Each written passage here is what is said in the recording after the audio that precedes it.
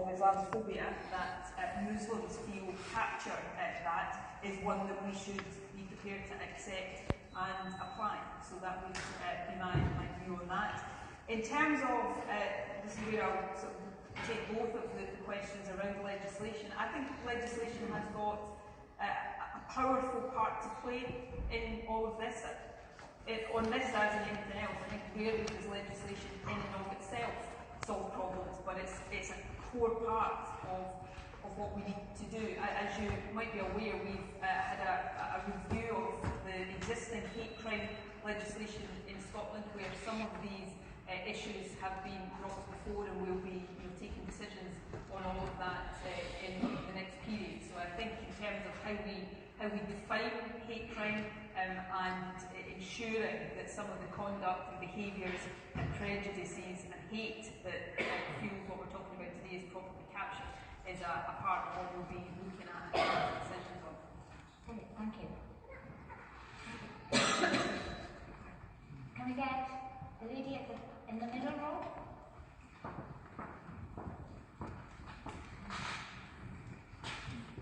Hello, my name's Michelle. I was just wondering, First Minister, I was really encouraged by your words about education being vital at the moment, and I wondered if you could give any reassurance to the 49% of Muslim girls who attend Notre Dame High School in the West End. The consultation is on the way into the entry requirements for the school, and the Pupil Council and many, many girls there are very concerned that their choice of education may be taken away from them. Thank you. Okay, and second question. Can we get from the lady in the middle? Just here.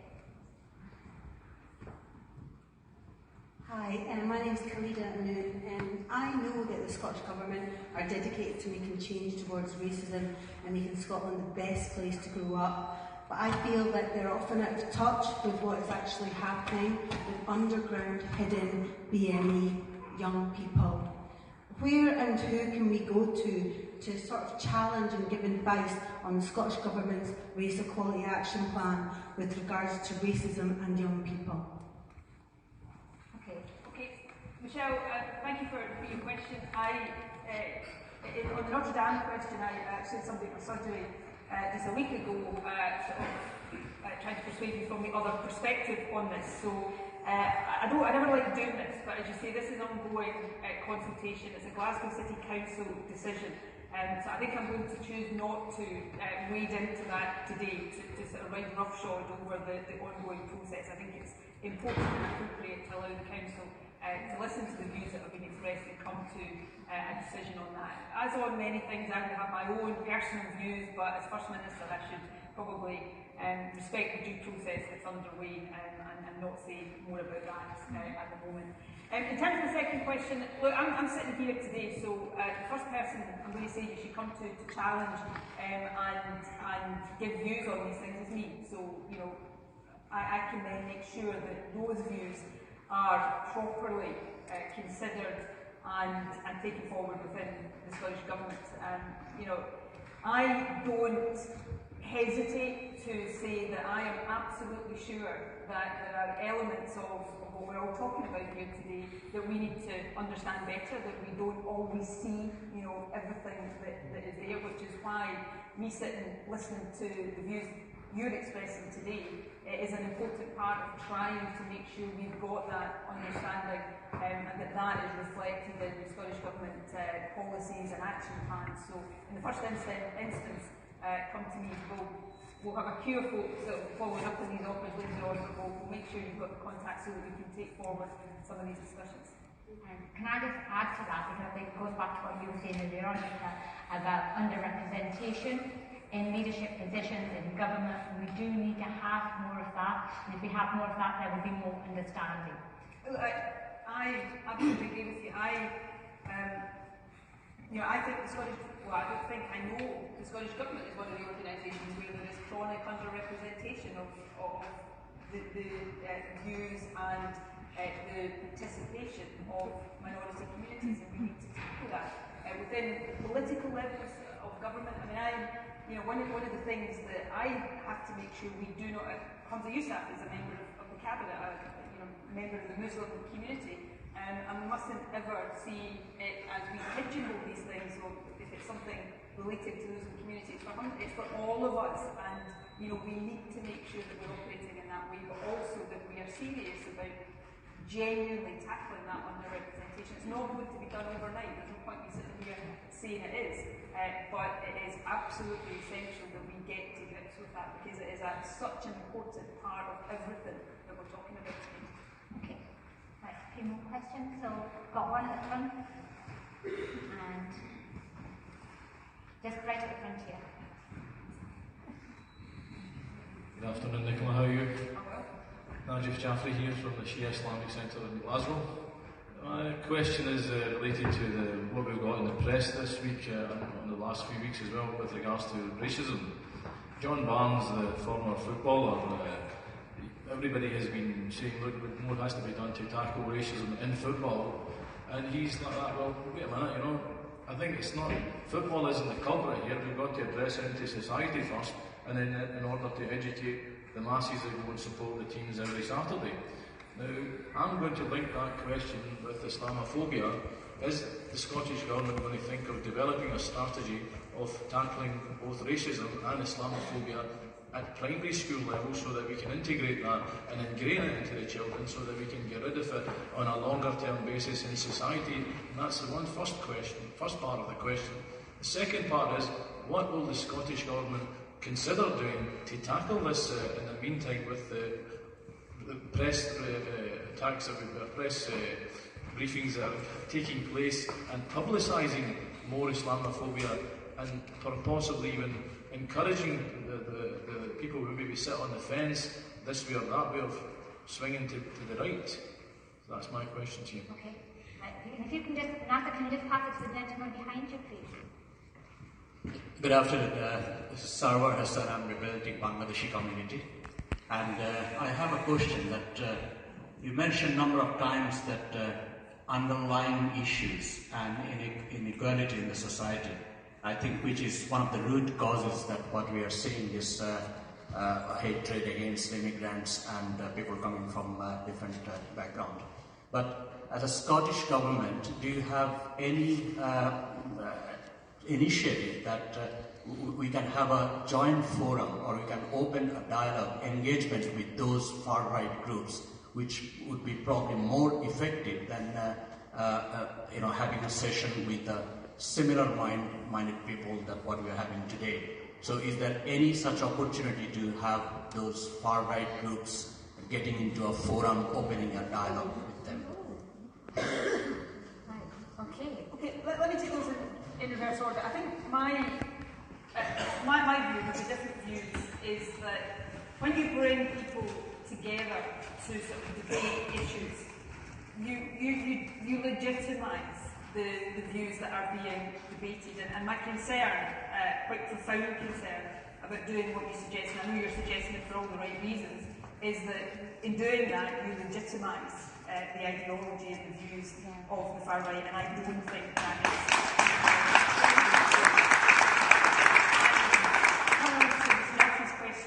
The second part of his question about the media, and it's always very difficult and very sensitive and usually quite treacherous for a politician to start talking about media regulation and media behaviour, because freedom of the press should be free of politicians meddling and regulating, and I believe that very strongly.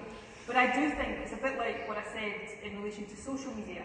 I think the media have a responsibility here as well. I mean, I saw something on Channel 4 last night, and again going into dangerous territory, so I didn't see the whole piece, I just saw a bit of it, so if I'm misrepresenting it in any way I should apologise in advance.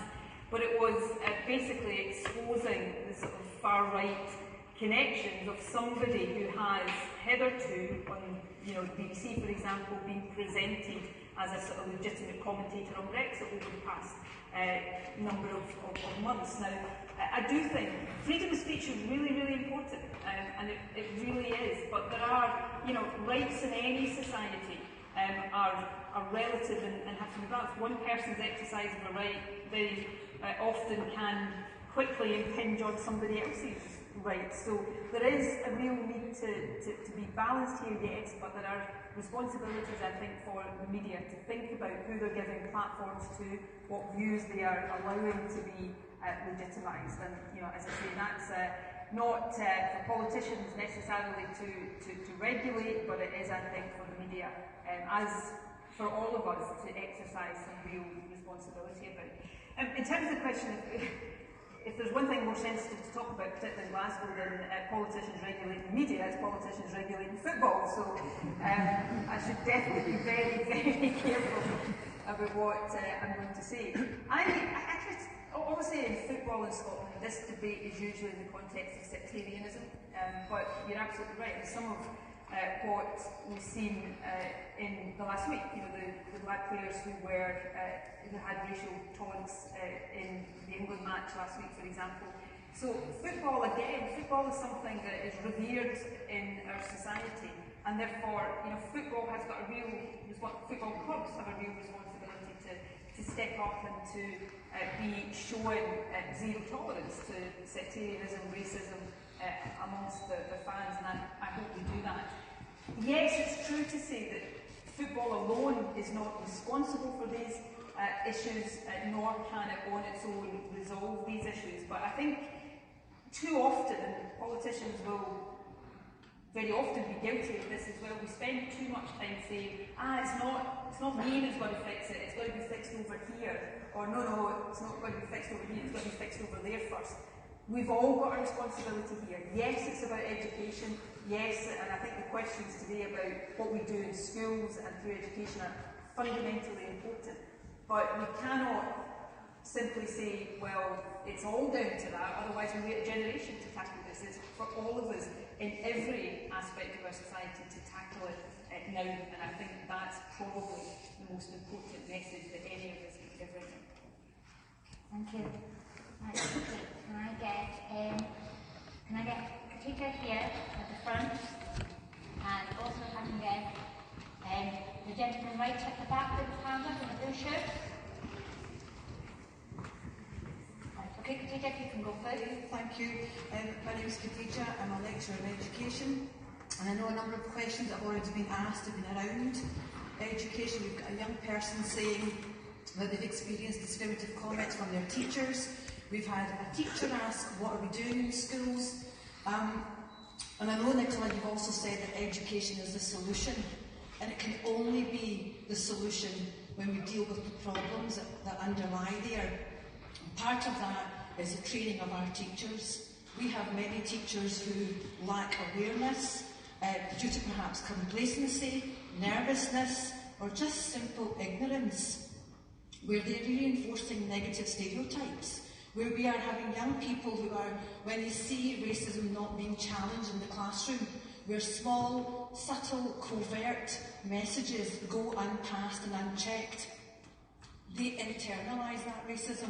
So as they grow older and they're in their workplaces, they are less likely to challenge it. And so therefore it manifests in many different forms. So my question is, we must absolutely think and consider what are we going to do about how we train our future teachers, and the teachers we already have in the workforce, how do we better support them in navigating these very difficult, critical conversations around race. Perhaps we start with our leadership, our head teachers in schools who tend not to, or perhaps tend to trivialise the issues more than actually deal with it. Okay.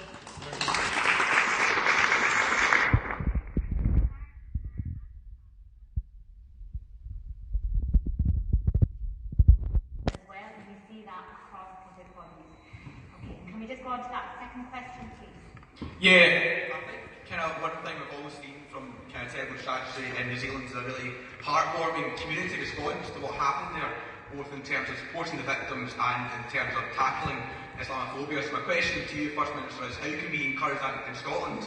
I think we'd all agree that Glasgow is a very much kind of welcoming, inclusive city, but I think it's still very much the fact that there are communities in Glasgow and across Scotland that are very much divided, and in which Islamophobia is very much present. So how can we tackle that in Scotland, and how can we promote that community-based kind of approach to tackling that?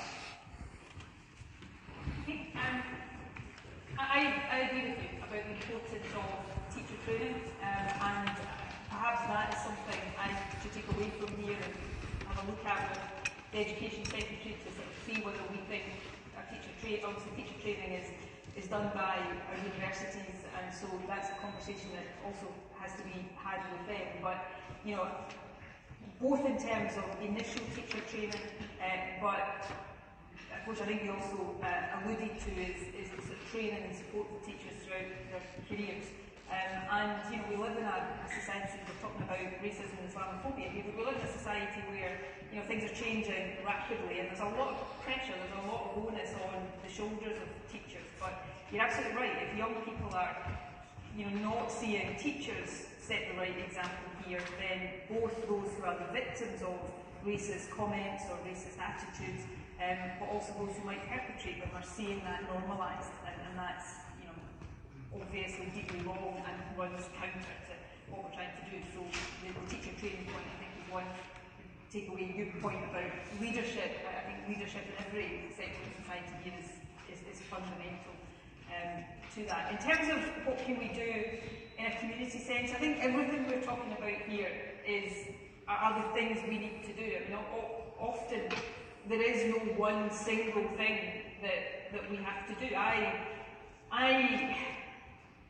often say I'm regularly and often quite proud of Scotland and Glasgow in particular in terms of its responses to atrocities we see and in terms of the way it conducts itself. But I am under no illusions. I'm a Glasgow MSP. I see that we, just as other countries do, have real issues with racism, with Islamophobia. And one of the things I think it's really important we don't do in Scotland is be complacent and almost romanticise a sort of commitment to equality and diversity. Because I think probably the one thing in Scotland we have that maybe we don't see as strongly in other parts of the UK is a cross-party consensus on some of this, but we shouldn't allow that to sort of lead us to think that we have no issues here, because I think all of us know that is not the case. So, whether we're talking about education, whether we're talking about the need for all of us to be much more vigorous in calling out the kind of far-right racist ideology, through to awareness and education in our communities, all of this is what we need to do. And it starts, I suppose, with all of us. I mean, all of us here today, presumably, are all here because we are concerned about what we're here to discuss, but also want to be part of putting it right and fixing it for the future. So it all starts with us. Yeah. Thank you.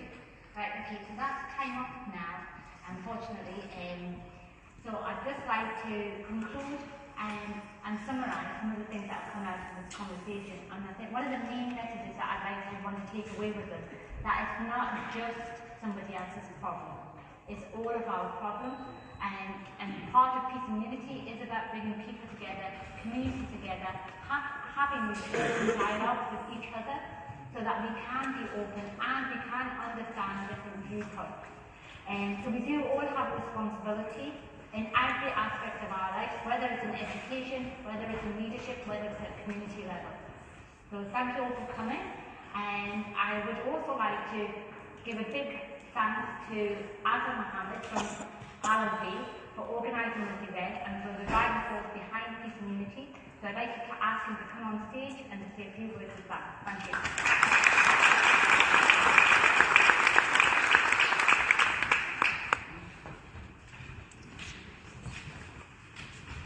Before we leave today, or now, I would like to say a few words of thanks. Firstly, to the First Minister for giving time to this important issue of Islamophobia. It was only about a week, within 48 hours, we managed to have her here and to have everybody here. So open and listening to the concern of the audience, you as always show compassion for the people, all community and true leadership. Next to the University of Glasgow for hosting this event, especially the Reverend Stuart Macquarie. His help with arranging this venue has made today's event possible. Also to Brother Abdul Majid for facilitating this, and arrange a meeting with the First Minister. And of course to everyone who has come here today at short notice to make this event happen. Especially the media, especially the people, peace and unity team who work hard to make it successful. This event is highlight the need for all community to come together to be united. Before we go, hopefully we'll have a peace and unity, the 6th conference, which will happen in November, and we would like the First Minister, as always, attend as a guest speaker. Will happen in the City Chamber, and everybody will be noticed. Thank you very much, and God bless all.